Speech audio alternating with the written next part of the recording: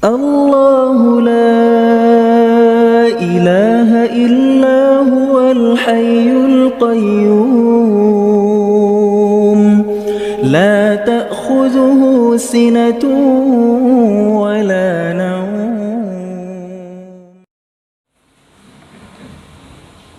بسم الله الرحمن الرحيم. السلام عليكم ورحمة الله وبركاته.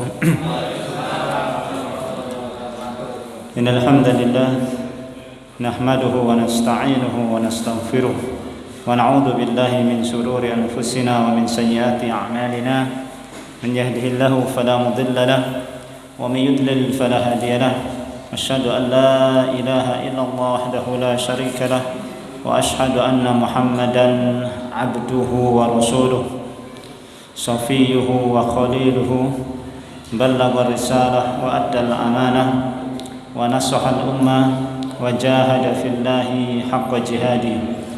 اللهم انفعنا بما علمتنا وعلمنا بما ينفعنا. اللهم زدنا علما وارزقنا فهما. سبحانك لا علم لنا إلا ما علمتنا إنك أنت العليم الحكيم. أما بعد. Alhamdulillah, rahimakumullah, pada malam hari ini Allah Subhanahu wa taala pertemukan kembali kita dalam majelis ilmu.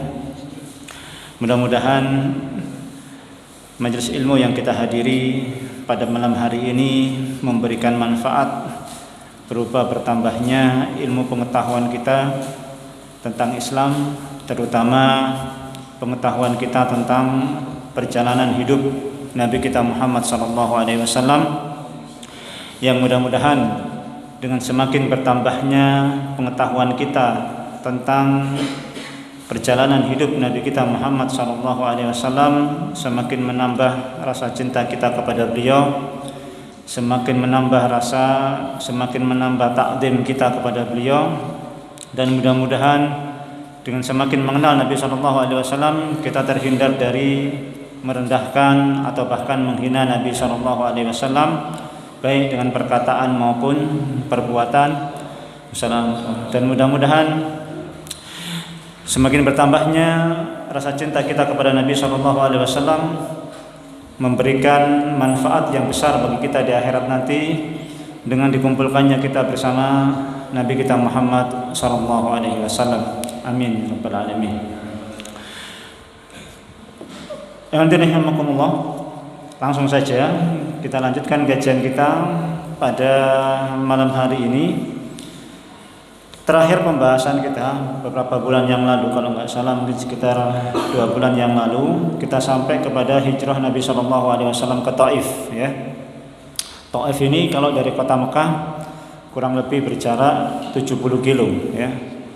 Dan jalan menuju ke Taif ini banyak dipenuhi dengan pegunungan. Ya. Artinya jalan, kalau kita jalan dari Mekah ke Taif ini memang jalannya agak nanjak, ya, agak nanjak, kelok-kelok, kemudian banyak pegunungan, puluhan bahkan ratusan gunung menuju ke Taif itu. Namun sekarang sudah landai, ya, sudah karena memang sudah banyak bangunan dan lain sebagainya. Ya.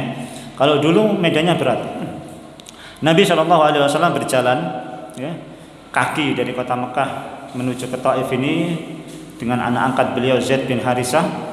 Sampai di sana kemudian beliau menemui 3 pimpinan Taif, ya, 3 bersaudara, menyampaikan maksud beliau datang ke Taif, menawarkan Islam. Namun kemudian dakwah beliau ditolak, ya. Dakwah beliau ditolak. Bahkan kemudian beliau ketika keluar dari Taif dikumpulkanlah anak-anak, ya, dikumpulkanlah semua orang laki-laki dan perempuan untuk berbaris, untuk kemudian melempari Nabi SAW dengan batu. Nabi SAW kemudian keluar, ya, dari negeri Taif, dari kota Taif tersebut, sampai di sebuah kebun, ya, sampai di sebuah kebun miliknya Utbah dan Syaibah bin Rabi'ah. Utbah bin Rabi'ah dan Syaibah bin Rabi'ah, 2 orang bersaudara, ya. Nanti pada perang Badar 2 orang ini meninggal semua, ya. Dalam perang Badar 2 orang ini meninggal, ya.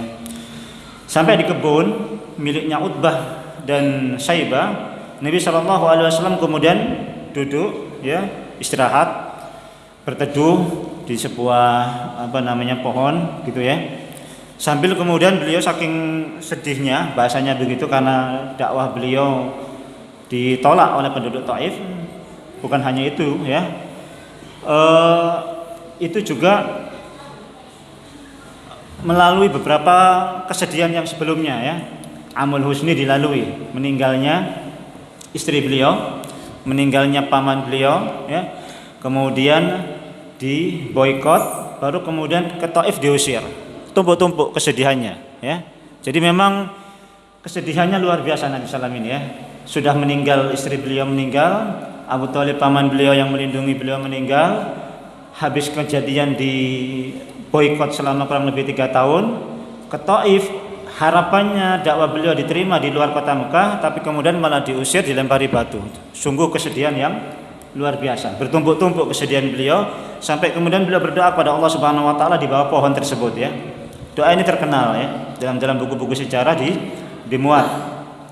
Nabi SAW berdoa, Allahumma ilaika ashku dha'fa quwwati wa qillata hilati wa hawani 'alan nas ya arhamar rahimin. Anta rabbul mustad'afin wa anta rabbi ila man takiluni ila ba'idin yatajahhamuni am ila aduwin malaktahu amri. In lam yakun bika alayya ghadabun fala ubali walakinna afiyataka hiya awsa'u li. A'udzu bi nuri wajhika alladhi asraqat lahu adh-dhulumat wa salaha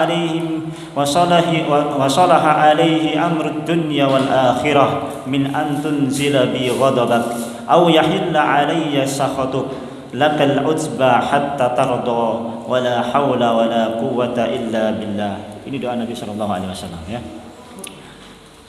Beliau mengatakan, Allahumma ilaika ashku dha'fa quwwati. Ya Allah, aku mengadu kepadamu lemahnya kekuatanku.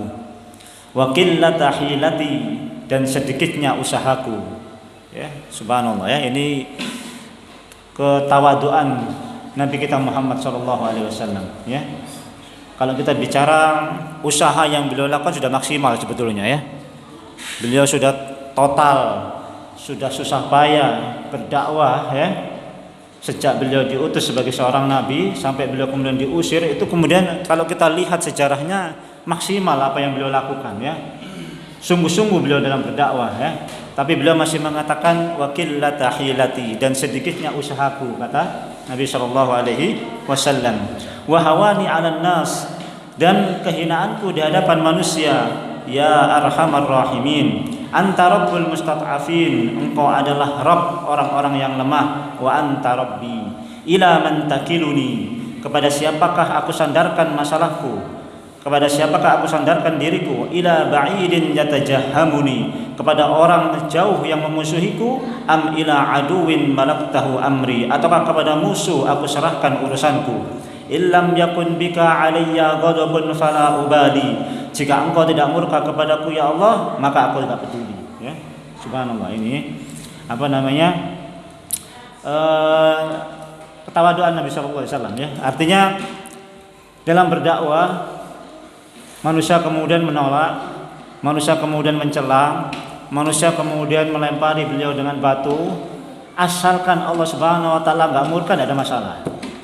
Bahasanya begitu ya. Asalkan Allah Subhanahu wa taala enggak marah, enggak ada masalah. Orang lain marah enggak ada masalah. Yang penting Allah Subhanahu wa taala enggak murka. Subhanallah ya. Jadi yang beliau cari memang ridha Allah Subhanahu wa taala. Kalau manusia marah dengan dakwah beliau, tidak ada masalah. Yang penting Allah Subhanahu wa taala enggak marah, ya. Fala ubali, enggak peduli aku. Yang penting Allah enggak murka. Nah, mestinya begitu para dai, ya. Mestinya para dai begitu ya. Ujian dalam berdakwah, kadang dimarahi, kadang dicela, kadang diusir, kadang dicaci maki, enggak ada masalah. Yang penting Allah Subhanahu wa taala enggak marah. Karena yang kita cari adalah ridha Allah Subhanahu wa taala, ya. Kalau Allah murka, semua manusia ridho, semua manusia kemudian memuji kita, nggak ada gunanya, ya, nggak ada gunanya. Semua manusia marah, Allah Subhanahu Wa Taala ridho, semua manusia itu nggak ada artinya, ya. Jadi dia lulukan oleh manusia, dipuji-puji oleh manusia, ya. Tapi hakikatnya Allah Subhanahu wa taala murka, itu enggak ada gunanya. Pujian itu enggak ada gunanya, ya. Kalau kemudian manusia murka, manusia marah, Allah Subhanahu wa taala ridho, murka manusia itu enggak ada gunanya, enggak ada artinya, ya. Subhanallah, ini doa yang penuh makna, penuh hikmah, ya. Walakin ni'afiyataka hiya awsa'uli, ya. Akan tetapi ampunanmu itu lebih luas daripada murkamu. A'udzu binuri wajhikal ladzi asraqat lahu dhulumat. Aku berlindung dengan cahaya wajahmu yang menerangi kegelapan. Wa salaha alaihi amrud dunya wal akhirah, dan memperbaiki urusan dunia dan akhirat. Min antunzila bi ghadabak, daripada engkau turunkan murkamu kepadaku ya Allah.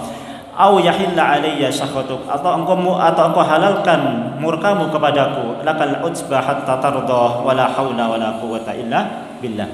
Selepas membaca doa ini, Nabi SAW duduk, kemudian Utbah dan Syaibah yang mempunyai kebun tadi, ya, kebun tadi yang Nabi SAW hingga berhenti di situ, istirahat di situ, sedikit merasa iba, sedikit merasa kasihan melihat Nabi SAW, ya.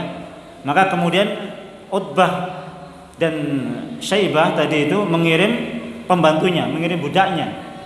Kebetulan budaknya ini orang Nasrani, ya. Budaknya orang Nasrani, namanya Addas, ya. Namanya Addas.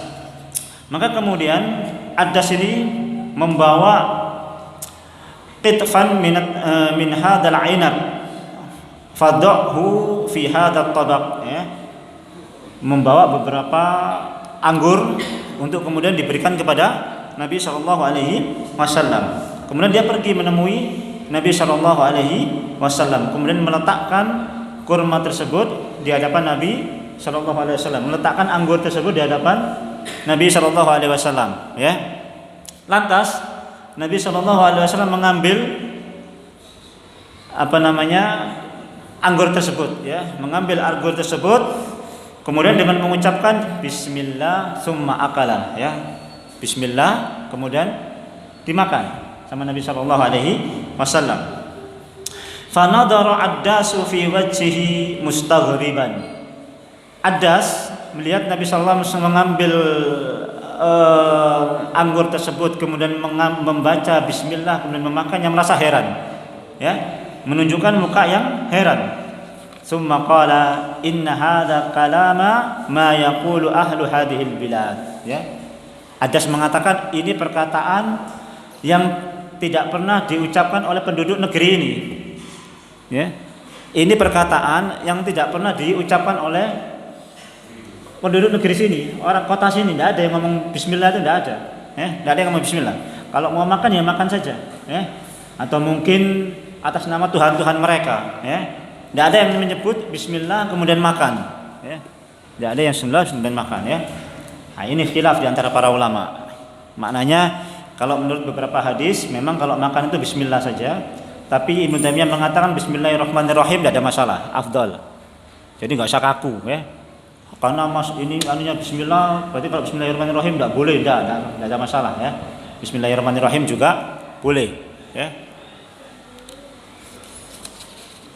Kemudian dia tanya sama Nabi sallallahu alaihi wasallam, min ahli ain biladin anta ya Addas, ya. Nabi sallam bertanya, kamu dari mana hai Addas, ya, kamu dari mana? Wa ma dinuk, dan agamamu apa? Addas mengatakan qala nasraniyun, saya seorang Nasrani.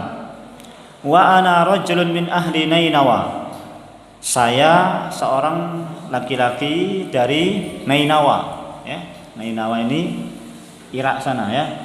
Nainawa, Mosul, ya, dan lain sebagainya, itu kota di Irak, ya. Bukan satu negeri, ya, bukan kota di Irak, ya. Dan kota paling tua Nainawa, ya. Kota paling tua. Faqala lahu Rasulullah sallallahu alaihi wasallam, maka Nabi sallallahu mengatakan apa? Min qaryatir rajulis salih Yunus bin Matta, ya. Itu negerinya orang soleh Yunus bin Matta. Jadi Nabi Yunus itu lahan dakwahnya itu di Nainawa sana, di daerah Irak sana. Itu lahan dakwahnya Nabi Yunus ya. Dan dakwahnya Nabi Yunus. Apa istilahnya daerah dakwahnya Nabi Yunus ya. Bin Matta ya. Faqala Addas wa ma yudrika ma Yunus bin Matta. Apa yang kamu ketahui tentang Yunus bin Matta? Nabi sallallahu mengatakan apa? Dzaka akhi kana nabiyyan wa ana nabiyyun. Ya. Nabi Yunus itu saudaraku, dia seorang nabi, aku seorang nabi. Ya. Dia seorang nabi, aku seorang nabi. Fa'akabba Addasu ala Rasulih sallallahu alaihi wasallam yuqabbilu ra'sahu wa yadayhi wa qadamaihi wa aslama. Kemudian Addas ini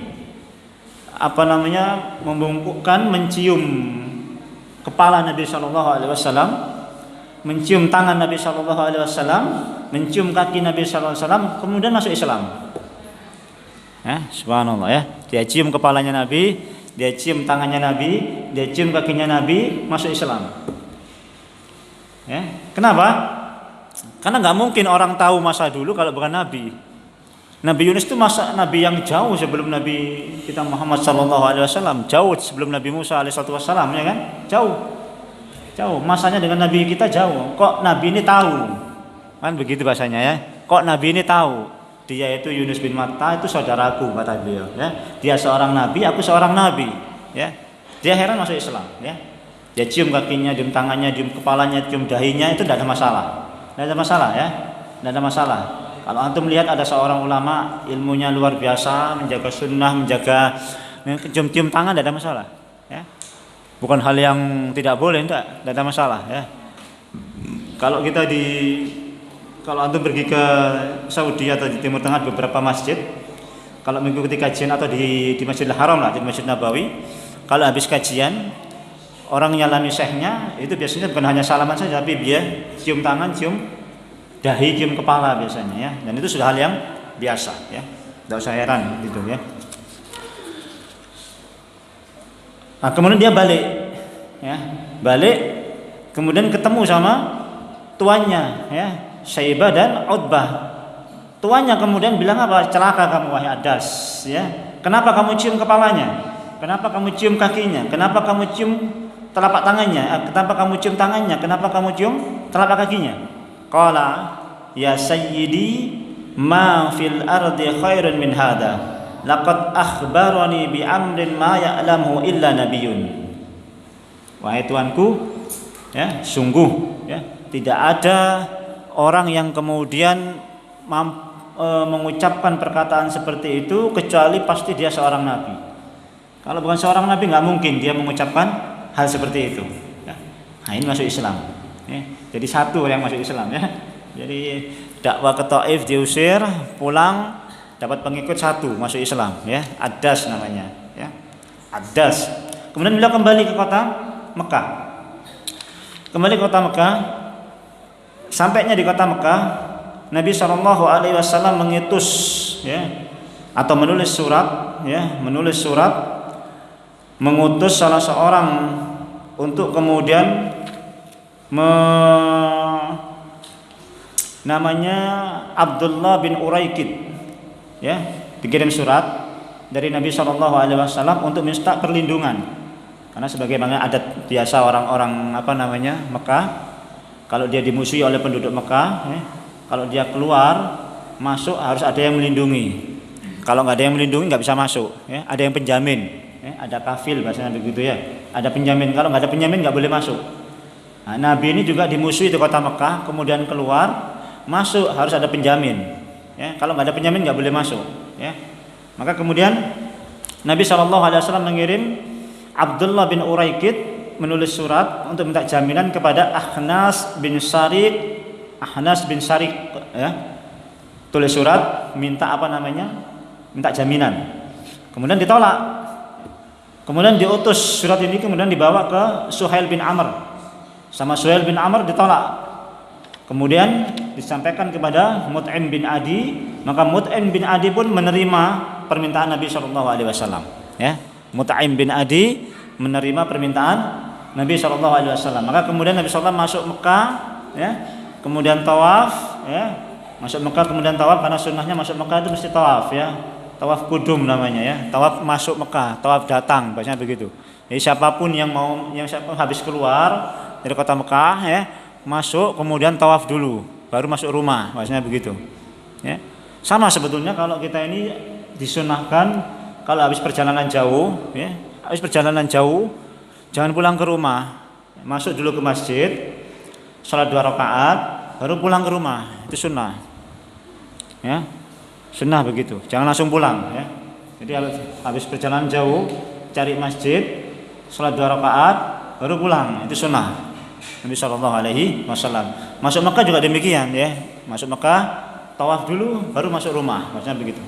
Nah, kemudian tawaf sama apa namanya Mut'im bin Adi ini, dia punya 6 orang anak, sitta atau sab'ah, ya, 6 atau 7 orang anak, laki-laki semuanya bawa senjata, semuanya suruh ngawal Nabi, ya. Jadi 7 orang ini ngawal Nabi tawaf, ya. Padahal ini orang kafir loh ya. Ini orang kafir, Mut'im bin Adi, orang kafir ya. Suruh ngawal Nabi SAW tawaf, ya. 6 orang ini. Habis itu ketemu Abu Sufyan, ya. Ketemu Abu Sufyan. Ditanya sama Abu Sufyan, wa qala lahu amujirun am tabi', ya. Apakah kamu hanya memberikan jaminan atau kamu sudah menjadi pengikutnya Nabi Muhammad? Pertanyaan Abu Sufyan, ya. Dia bilang apa? Bal mujirun, tidak, aku cuman memberikan perlindungan, ya, selesai gitu ya. Di antara keutamaan Mut'im bin Adi ini, Nabi SAW ya pernah menyampaikan satu kalimat dalam perang Badar. Seusai perang Badar, Nabi SAW mengatakan, "Lau kana al-Mut'imu bin Adi hayyan, thumma kallamani fi haula'i an-natsna la taraktuhum lahu." Ya. Jadi seandainya Mut'im bin Adi ini masih hidup, kemudian ngomong sama Nabi SAW masalah masalah tawanan perang Badar, niscaya akan dilepas sama Nabi. Ya, niscaya akan dilepas sama Nabi SAW. Saking besarnya jasanya Mut'im bin Adi, saking besarnya jasanya, begitu ya. Saking besarnya jasanya Nabi kepada Mut'im bin Adi. Abu Sufyan melihat Nabi Abu Jahal, tadi Abu Sufyan, sekarang Abu Jahal. Abu Jahal melihat Nabi SAW tawaf, kemudian dikawal oleh anaknya Mut'im bin Adi, dia ngejek Nabi, ya, dia ngejek Nabi, ya. Jadi memang provokatornya memang Abu Jahal seorang ini provokator luar biasa, ya. Jadi banyak orang yang nggak mau ikut perang sebetulnya. Banyak orang yang kemudian seperti contohnya gini, Walid ibn Mughirah ini tiap malam sering mendatangi Nabi, sering mendatangi Abu Bakar As-Siddiq kalau mereka baca Quran. Walid bin Mughirah ini bapaknya Khalid bin Walid, ya. Khalid bin Walid itu Walid bin Mughirah namanya, ya. Jadi Khalid bin Walid, Khalid anaknya Walid bin Mughirah, Walid anaknya Mughirah, begitu. Dan itu sunnah sebetulnya, ya, sunnah. Di atasnya nama bapaknya, ya. Anak saya namanya Farhan Ismail, atasnya nanti siapa, begitu. Itu sunnah sebetulnya. Jangan panjang-panjang tapi nggak ada nama bapaknya, keliru itu, ya, ya, keliru ya. Apa namanya, Muhammad Sunarto Wiro Husodo, apa panjang-panjang tapi nggak ada nama bapaknya, itu malah keliru. Ya, yang baik itu satu nama bapaknya di belakangnya, itu begitu mestinya, ya, sunnahnya begitu. Baik, Walid bin Mughirah ini sering mendengarkan kajian, sering bacaan Al-Quran, kan gitu. Akhirnya sama Abu Jahal ini diledek, diprovokasi sama Abu Jahal ini, ya, sama Abu Jahal ini diprovokasi sampai akhirnya apa?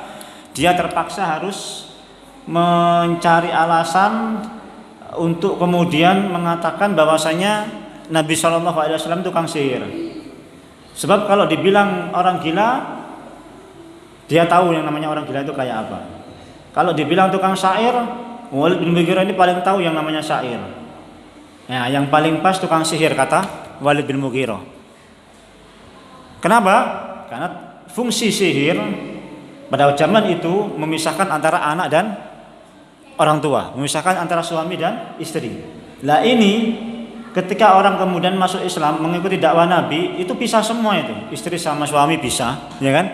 Bapak sama anak bisa. Berarti ini kena sihir semua. Walid bin Mughirah diajak begitu, ya kan? Ada Umayyah bin Khalaf juga begitu. Umayyah bin Khalaf ini sudah nggak mau perang, ya. Diajak sama Abu Jahal, akhirnya ikut perang. Utbah bin Rabi'ah, ya. Juga gitu, Utbah itu tadi. Sudah nggak mau perang, ayo kita pulang saja. Ngapain kita perang dalam perang Badar ini? Toh yang kita perangi ini saudara-saudara kita sendiri. Sama Abu Jahal diejek, diprovokasi. Akhirnya mati duluan Utbah bin Rabi'ah ini. Karena diejek pengecut, macam-macam. Akhirnya Utbah bin Abi Rabi'ah bilang apa? Kalau gitu lihat saja nanti siapa yang paling berani di antara kita. Dia maju duluan, perang tanding. Perang tanding kalah sama Ali. Mati duluan. Begitu. Ya provokatornya Abu Jahal, semuanya Abu Jahal. Ini provokator. Makanya saya bilang, mending kalau orang nggak mau ngaji, dia diem aja itu tidak ada masalah. Maksudnya nggak ikut cawe-cawe bahasanya begitu. Orang ngaji dia diem aja. Orang ngaji itu dia diem aja, nggak cawe-cawe. Itu masih mending. Tapi kalau ada orang mau ngaji dicegah, orang ngaji kemudian diprovokasi, orang ngaji kemudian dihina, ini lebih parah orang. Akan sulit mendapatkan hidayah. Ya. Kalau kemudian masih tarafnya sampai yang tadi itu masih mending, ya kan? Nggak mau provokasi orang gitu maksudnya, ya. Nggak seneng, nggak ada masalah, itu masih mending. Sudah nggak seneng, provokasi orang yang nggak ngaji supaya nggak ngaji, yang ngaji supaya nggak ngaji. Nah, itu luar biasa. Itu pekerjaannya Abu Jahal. Abu Jahal ngejek. Itu gimana itu Rasulmu itu? Ya. Bagaimana seorang Rasul mau masuk negerinya saja, mau masuk tempatnya saja, dia pasti pakai penjamin, ya kan? Mestinya kalau dia seorang Rasul, ada malaikat yang mendampinginya, ada malaikat yang ngawal dia. Masa seorang Rasul mau masuk kota saja, mau masuk Mekah saja harus cari pelindung, cari penjamin. Ini jelas pelecehan terhadap Nabi SAW. Makanya mereka mengatakan apa? Wa qalu ma li hadzal rasul ya'kulu ta'ama wa yamshi fil aswaq. Ini rasul apa ini? Ya'kulu ta'ama wa yamshi fil aswaq. Makan makanan wa yamshi fil aswaq. Jalan-jalan ke pasar. Heran mereka lihat Nabi begitu itu heran. Kenapa? Karena memang perilaku hidup raja-raja zaman dulu tidak ada begitu itu. Kehidupan para raja dulu nggak pernah masuk pasar itu nggak pernah. Dia punya kekuasaan, dia punya kerajaan, dia punya perbendaharaan, dia punya kebun yang luas dan lain sebagainya. Dia nggak perlu kemana-mana. Au takunu lahu kanzun au yulqa ilaihi kanzun au takunu lahu ma'ahu nadhira, ya. Atau dia dikasih seorang perbendaharaan, kemudian dikasih malaikat yang ngawal dia. Masa Rasul jalan sendiri-sendiri, jalan sendirian ke pasar? Itu ejekan-ejekan mereka, ya. Wallahu alam. Ini sedikit kisah tentang hijrah ke Taif. Nabi SAW pernah suatu hari ditanya oleh Aisyah radhiyallahu taala, ya. Pernah ditanya oleh Aisyah radhiyallahu taala radhiyallahu taala anha. Beliau bertanya kepada Nabi SAW, "Ya Rasulullah, hal ata 'alaika yaumun kana ashadda min qaumin Uhud min yaumin Uhud?" Ya Rasulullah, adakah hari yang lebih berat yang kamu rasakan selain perang Uhud? Ya. Selain perang Uhud. Perang Uhud ini luar biasa, ya. Luar biasa beban psikologisnya. Ya, banyak sahabat yang meninggal, paman beliau pun dibunuh dengan cara yang keji. Dicincang, dimutilasi, ya. Itu luar biasa. Yang kesedihan yang menimpa Nabi SAW. Beliau ditanya, apa ada yang lebih daripada hari Uhud? Ya. Beliau mengatakan apa? Yakni ketika aradtu nafsi ala ibni Abdul Yalil bin Abdi Qulalin falam yujibni ila ma aradtu. Fantalaqtu wa ana mahmumun ala wajhi, ya. Yaitu pada hari ketika aku tawarkan Islam ini di Taif, kemudian ditolak, ya. Kemudian aku berlalu dalam keadaan sedih wajahku. Maka kemudian farafa'tu ra'si wa ida ana bisahabati qad adalatni fa nadartu fa ida fiha Jibril. Nah, ketika dalam keadaan sedih itu, ya, habis selepas dari perang habis selepas Taif, beliau melihat ke arah langit kayak ada yang menutupi begitu. Kayak ada yang menutupi, kayak ada yang yang menaungi begitu. Dan ketika beliau melihat Jibril. Beliau melihat Jibril, ya. Tidak disebutkan tempatnya di mana. Yang jelas ini selepas pulang dari Taif, ya. Selepas pulang dari Taif. Kemudian malaikat Jibril mengatakan, sungguh Allah mendengar perkataan kaummu kepadamu dan penolakan mereka terhadapmu. Dan Allah Subhanahu wa taala telah mengutus malaikat gunung untuk diperintahkan kepadamu.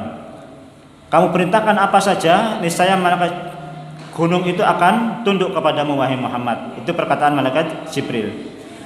Maka Nabi Shallallahu Alaihi Wasallam mengatakan apa? Bal arju ayyukhrijallahu min aslabihim man ya'budullaha wahdahu la syarikalah wa la syarika bihi syai'a. Tidak. Justru aku berharap mudah-mudahan dari anak keturunan mereka akan lahir orang-orang yang tidak mensekutukan Allah Subhanahu wa taala. Jadi malaikat Jibril itu ngomong, Allah sudah memerintahkan malaikat gunung supaya dia ngangkat gunung, kemudian gunung ini akan ditimpakan ke penduduk Taif. Terserah. Ya, kalau kamu mau, silakan perintah malaikat gunung, dia pasti akan jalan. Ya. Nabi SAW bilang enggak. Saya justru berharap dari anak cucu mereka ini bukan khusus bagi penduduk Taif saja ya. Kami ini khusus untuk orang-orang kafir yang menolak dakwah beliau, tidak dihancurkan dengan satu siksa, satu adab, karena memang beliau berharap dari anak keturunan mereka nanti lahir orang-orang yang tidak mensekutukan Allah Subhanahu wa taala. Terbukti dari Taif, dari suku Daus namanya, itu penduduk suku intinya kota Taif, itu lahir Abu Hurairah. Lahir Abu Hurairah. Abdurrahman bin Sakhr namanya aslinya ya. Lahir Abu Hurairah. Kalau seandainya itu dihabisin semua, enggak akan lahir Abu Hurairah. Penulis hadis, penghafal hadis yang paling banyak di antara para sahabat, paling banyak. Selepas itu Aisyah radhiyallahu taala anha dan seterusnya ya. Yang paling banyak meriwayatkan hadis. Padahal waktu kebersamaan bersama Nabi itu cuma sebentar, 3 tahun kalau nggak salah. 3 tahun saja ya bersama Nabi itu. Tapi bisa meriwayatkan hadis paling banyak di antara para sahabat yang sudah lama masuk Islam. Ya. Ini luar biasanya Abu Hurairah. Kenapa? Bila manfaatkan waktu 3 tahun itu bersama Nabi terus. Ya. Bersama Nabi, ya. Habis subuh dia sudah standby, ya, di depan rumah Nabi. Ya. Begitu Nabi keluar diikuti. Gimana jalannya? Begitu masuk masjid diikuti bagaimana masuk masjid. Begitu sholat dilihat bagaimana sholatnya. Begitu ngaji dilihat bagaimana ngajinya. Terus begitu makan dilihat makannya. Terus diikuti terus. Begitu ngomong apa saja yang diomongin terus diingat. Jadi hasilnya apa? Hadisnya paling banyak. Ya itu bisa bayangkan lah. Yang paling sering datang ngaji sama yang nggak paling sering datang ngaji tentu lebih banyak yang datang ngaji kan begitu. Lebih orang yang lebih sering dekat sama ustadz tentu lebih banyak yang dia dapat daripada orang yang jarang gumpul sama ustadz kan begitu. Etikanya begitulah ya. Nah, ini paling banyak mereka hadis. Belum lagi nanti Abu Jahal ya. Abu Jahal dari anaknya muncul Ikrimah bin Abi Jahal ya kan. Walid bin Mughirah muncul Khalid bin Walid ya. As bin Wa'il muncul Amr bin As. Banyak ya, para sahabat besar, bapaknya gembongnya orang-orang kafir Quraisy ya. Sahabat besar, bapaknya gembongnya kafir Quraisy ya. Bayangkan Ikrimah bin Abi Jahal ya. Bapaknya Abu Jahal ya kan. Bapaknya Abu Khalid bin Walid, bapaknya Walid bin Mughirah ya. Luar biasa ya. Banyak lagi para sahabat lain. Ini buah kesabaran dakwah Nabi ya. Buah kesabaran dakwah Nabi Shallallahu Alaihi Wasallam. Jadi memang berdakwah itu tidak sekedar kemudian ditolak langsung ya Allah hancurkan kampung ini ya Allah Ya Allah, kasih banjir kampung ini ya Allah karena menolak pengajian. Oh, enggak selalu begitu, enggak langsung begitu, ya. Doakan, ya kan? Doakan mudah-mudahan Allah Subhanahu wa taala beri hidayah, Allah Subhanahu wa taala beri petunjuk, ya. Enggak langsung kemudian doain supaya jelek macam-macam, ya kan? Kesabaran Nabi Shallallahu alaihi wasallam dalam berdoa, dalam berdakwah. Baik, Nabi Shallallahu alaihi wasallam sudah masuk Mekah. Kita selesai bab masalah Taif. Kita masuk pada bab baru, ya. Bab baru yakni tentang masalah Isra wal Mi'raj. Al-Isra wal Mi'raj. Di sini hadirin rahimakumullah, tebel ini menurut pembahasannya ini, dan insyaallah nanti akan berlangsung beberapa pertemuan Isra Mi'raj ini.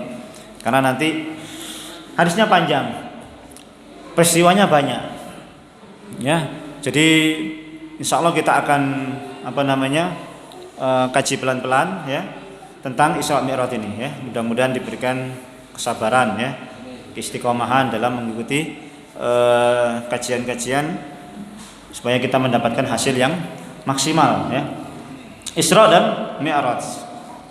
Baik. Isra dan Mi'raj ini, Isra ini sayrul lail, perjalanan pada waktu malam, namun malam yang tengah, ya. Malam yang tengah. Kalau awal malam itu namanya adlaja, ya. Awal malam itu namanya adlaja. Kalau kira-kira sudah pertengahan malam itu namanya asra, ya, saro, ya kan? Jadi di sini disebutkan wala yuqalu asra illa idza waqa'a sayruhu fi asna'il lail wa idza waqa'a fi awwalihi yuqalu adlaja, ya. Jadi kalau pertengahan malam disebut dengan asra. Kalau awal malam disebut dengan adlaja, ya. Jadi makanya ada hadis Nabi sallallahu alaihi wasallam mengatakan man adlaja balagal manzilah wa man adlaja balagal manzilah. Kata Nabi sallallahu alaihi wasallam, barang siapa yang bepergian malam hari dia akan sampai ke tujuan. Malam hari adlaja ini malam hari, maknanya malam hari, tapi awal malam. Mungkin habis sisa lah bahasanya begitu, ya. Habis sisa keluar. Barang siapa yang keluar perjalanan malam hari dia sampai ke tujuan. Karena seolah-olah memang bumi itu dilipat kalau malam. Jadi agak lebih cepat. Jadi kalau antum melakukan perjalanan, ya, memang lebih baik malam, ya, karena memang lebih cepat, ya. Bumi dilipat sama Nabi Allah Subhanahu, rasanya lebih cepat, ya. Seolah-olah bumi itu lebih cepat jaraknya dibandingkan kalau kita berjalan pagi ataupun siang hari, ya. Lah ini tengah malam. Wallahu alam jawab, ya. Tengah malam berarti kalau pertengah itu ya antara Isya sampai subuh dibagi separuh begitu, ya kan? Tengahnya begitu, ya. Ya, nisful lail. Nisful lail itu tengah. Jadi kalau umpama Isya jam 7 umpama, subuh jam 4 umpama, 8, 9, 10, 11, 12, 1, 2, 3, 4, 8. Tengahnya ini jam berapa? Tengah. Berarti jam 7 tadi, ya. 8, 9, 10, 11, ya. Ya 11 lah. 11, 12. Imam Syafi'i beliau mengatakan bahwasanya batas akhir salat Isya nisful lail. Tengah malam begini nih, separuhnya malam begini. Ini batas salat Isya. Bukan kemudian sampai subuh. Apa maksudnya? Jam 2 masih Isya, jam 3 masih Isya, ya. Enggak, ya. Pendapatnya Imam Syafi'i batas sholat Isya itu sampai nisful lail, pertengahan malam. Jadi dihitung sholat Isyanya jam berapa, sholat subuhnya jam berapa dibagi 2. Paham? Setengah. Kalau sepertiga berarti nambah sedikit ke sini. Ya. Jam 12 berarti kalau sepertiga jam 1-an lah kira-kira, ya. Sepertiga. Nah, ini asra berarti ini tengah malam. Berarti sudah tidur duluan Nabi, ya. Sudah tidur tengah malam baru terjadi peristiwa Isra dan Mi'raj. Ini makna Isra, ya. Makna Isra. Makna Mi'raj itu su'ud. Ya, su'ud itu naik. Ya. Su'ud itu naik. Ini makna Mi'raj. Maksudnya naik dari Masjidil Aqsa ke Sidratul Muntaha. perjalanan dari Masjidil Haram ilal Masjidil Aqsa, ya. Masjidil Haram ilal Masjidil Aqsa. Masjidil Haram di Mekah, Aqsa di Palestina. Masjidil Haram ini masjid yang pertama kali dibangun sama Nabi sallallahu alaihi wasallam, ya. Masjid Aqsa ini masjid yang kedua kalau nggak salah. Jaraknya kurang lebih 40 tahun setelah Masjidil Haram.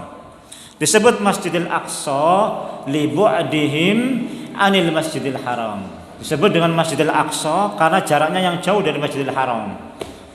Ya. Disebut Masjid Aqsa. Aqsa itu jauh, Qosi. Ya. Qosi kalau adna itu rendah, ya. Qosi wadani. Qosi itu jauh dan itu rendah. Adna rendah, dunia rendah. Nah, itu maknanya. Dunia itu rendah. Makanya itu disebut dengan dunia karena memang adna, rendah, ya. Jadi kalau orang nyari dunia itu nyari yang rendah sebetulnya, ya. Semakin kaya kalau semakin jauh dari Islam semakin rendah posisinya, semakin rendah derajatnya di sisi Allah Subhanahu wa taala, ya. Perjalanan dari Masjidil Haram ke Masjidil Aqsa berapa kilo kalau sekarang ini? Enggak ada yang hitung, ya. Nanti dicek, ya. Berapa kilo? Ya, yang jelas itu ribuan lah, ya. Hampir 1000 lebih, lebih 1000, ya. Masjidil Haram ila Masjidil Aqsa. Kemudian riwayat yang meriwayatkan hadis ini, masalah Isra Mi'raj ini mutawatir. Mutawatir ini banyak, ya. Lebih dari 10, hampir kurang lebih 20 lebih, 23 sampai 25 orang. Ya, di sini disebutkan yang meriwayatkan hadis Isra Mi'raj ini mutawatir. Umar bin Khattab, Ali bin Abi Thalib, Ibnu Mas'ud, Abi Dar, Malik bin Sa'sa'ah, Abi Hurairah, Abi Sa'id, Ibnu Abbas, Saddad bin Aus, Ubay bin Ka'ab, Abdurrahman bin Qurtin, wa Abi Habbah wa Abi Lailah al-Ansariyin wa Abdullah bin Amr wa Jabir wa Hudzaifah wa Buraidah wa Abi Ayyub wa Abi Umamah wa Samurah bin Jundub wa Abi Hamra wa Suhaib ar-Rumi wa Hani wa Aisyah wa Asma. Banyak. Jadi ini peristiwa yang mutawatir riwayatnya. Jadi nggak boleh seorang mukmin muslim ragu sedikit pun terhadap peristiwa ini. Karena ini mutawatir. Mutawatir riwayatnya ini jalurnya banyak. Bukannya hadisnya bukan hadis ahad, enggak, hadisnya mutawatir, jalurnya banyak yang meriwayatkan. Satu meriwayatkan, tentu dengan konten yang beda-beda. Paham maksudnya? Dengan kalimat yang beda-beda. Nanti satunya kalimatnya begini, satunya kalimatnya begini, sama di buku ini dikumpulkan semua riwayat itu. Nanti. Dalam buku ini dikumpulkan semua riwayat itu. Jadi makanya dalam buku ini nanti kurang lebih ada 20 lembar tentang masalah Isra Mi'raj saja. 20 lembar tentang masalah Isra Mi'raj saja. Karena memang dikumpulkan nanti. Ya, nah, kita nggak akan sanggup mengumpulkan seperti itu. Jadi kita tinggal baca ya apa yang beliau tulis saja, ya. Baik. Itu masalah Isra Mi'raj, ya. Kapan terjadinya? Berselisih pendapat para ulama kapan terjadinya. Ada yang menyebutkan 1 tahun sebelum hijrah. Ada yang menyebutkan 1,5 tahun sebelum hijrah, ya. Itu riwayat para ulama. Sampai kemudian Ibnu Hazm menukil adanya ijma tentang masalah ini, ya. 1 tahun sebelum hijrah, ya. Kemudian bulannya juga beda-beda. Yang menjadi ijma para ulama, ya, yang tidak ada khilaf perselisihan di antara para ulama, Isra dan Mi'raj itu terjadi setelah dakwah Nabi dari Taif. Namun tidak disebutkan secara pasti harinya, bulannya, tahunnya. Ya. Jadi ini perselisihan pendapat para ulama tentang masalah harinya, bulannya, tahunnya. Tapi yang sepakat para ulama itu terjadi setelah dakwah dari Taif. Iya, ada 27 Rajab, ada sekian, ya. Itu satu pendapat saja. Ya. Hakikatnya ada sekitar 10 pendapat tentang masalah ini. Kalau mau baca dengan serius, kalau mau baca lebih detail, terjadi perbedaan itu, ya. Yang masyhur di tengah-tengah kita memang 27 Rajab. Yang masyhur, ya. Tidak ada masalah, ini perselisihan terjadi pendapat para ulama tentang masalah harinya, ya kan? Tapi yang pasti yang ijma itu setelah dakwah dari Taif, itu yang tidak ada perselisihan di antara para ulama. Ya. Di sini sebutkan fa inna fi dzalika ikhtilafan katsiran yazidu ala asrati aqwalin. Ya. Dalam masalah ini terjadi perselisihan pendapat yang banyak, yazid ala asrati aqwalin, lebih dari 10 pendapat. Lebih dari 10 pendapat tentang masalah ini, ya. Dari 10 pendapat. Baik. Itu yang pertama. Itu yang selanjutnya. Kemudian yang selanjutnya, apakah Isra Mi'raj itu terjadi antara jasad dan ruh, atau jasadnya saja tanpa ruh, atau ruhnya saja tanpa jasad? Nah, ini yang disebutkan. Maka kemudian yang sahih bahwasanya Nabi Shallallahu Alaihi Wasallam Isra dan Mi'raj itu jasad dan ruh, ya, jasad dan ruh. Kenapa? Satu, di antaranya disebutkan bahwasanya Allah Subhanahu Wa Taala mengatakan Innallaha asra bi abdihi, ya, Allah Subhanahu Wa Taala memperjalankan hambanya.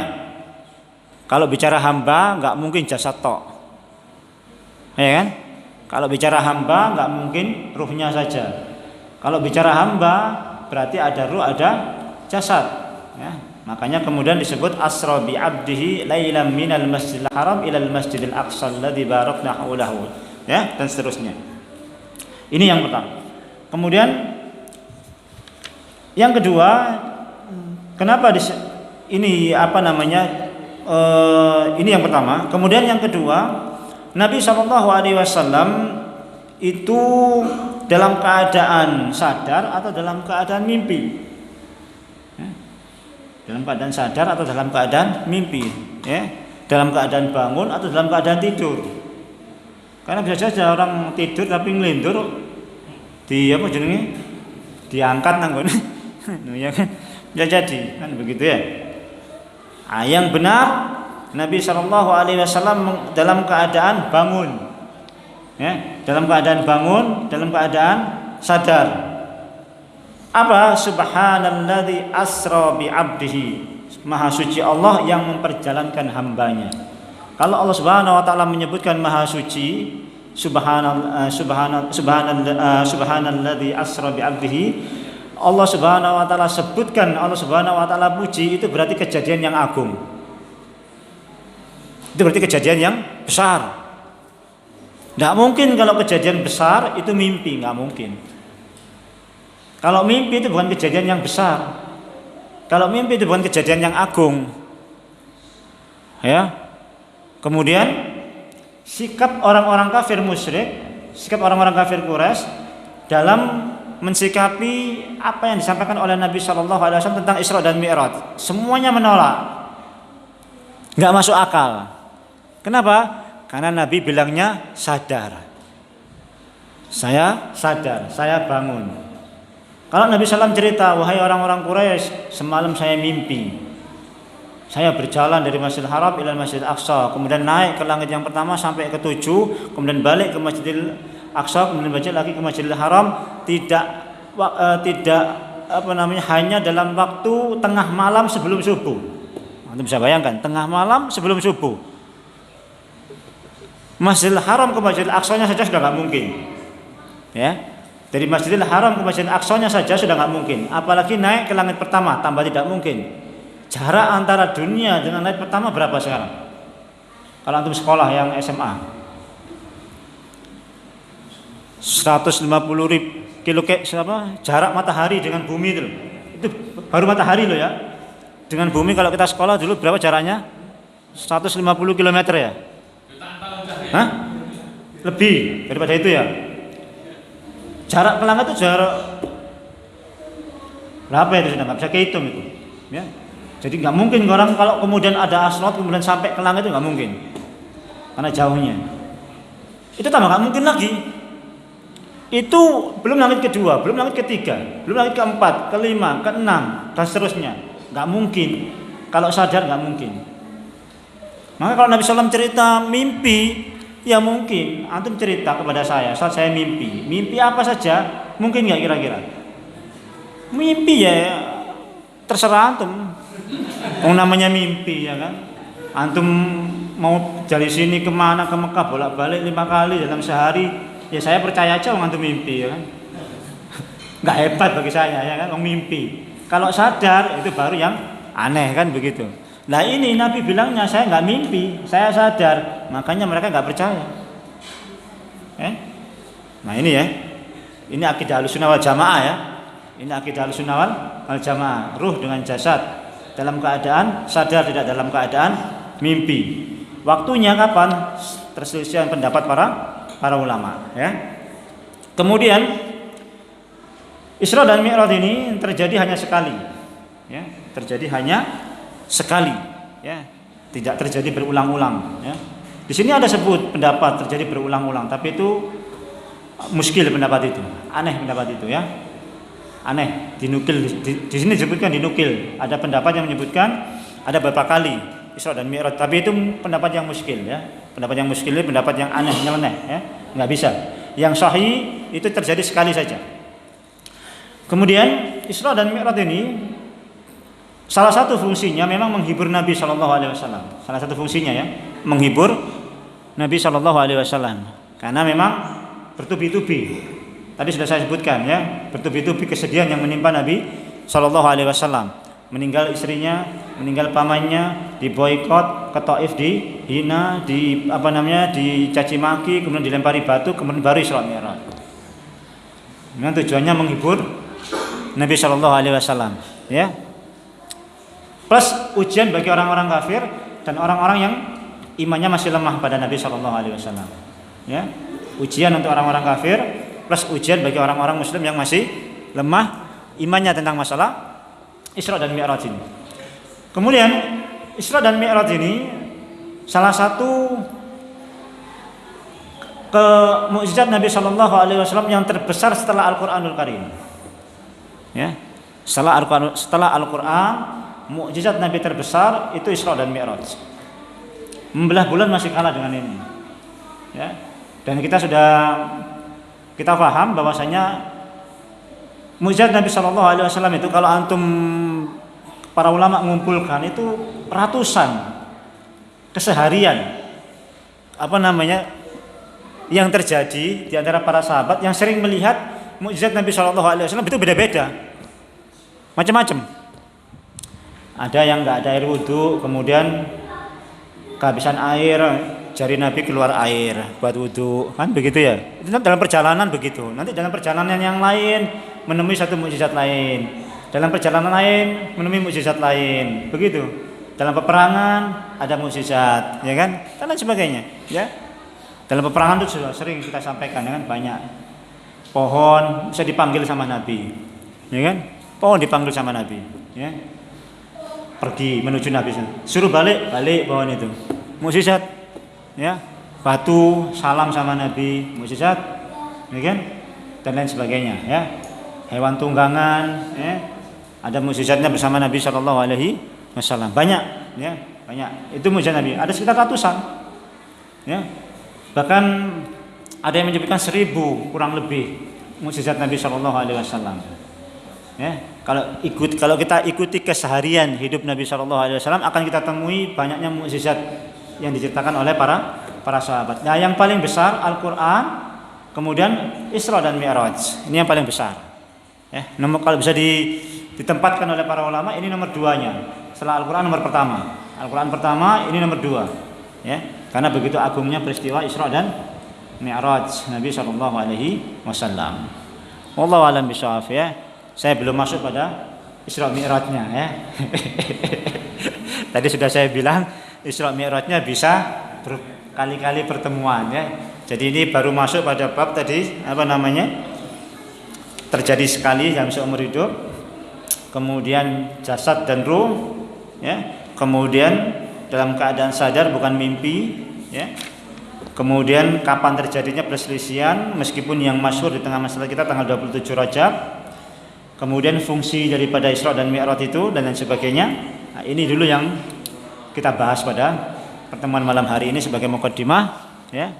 Belum kita masuk pada kisahnya pada pertemuan yang akan datang insyaallah. Mudah-mudahan Allah Subhanahu wa taala berikan waktu dan kesempatan bagi kita untuk bisa melanjutkan kajian kita ini. Aku qouli hadza astaghfirullah li kulli dzam innahu wal ghafurur rahim. Assalamualaikum warahmatullahi wabarakatuh.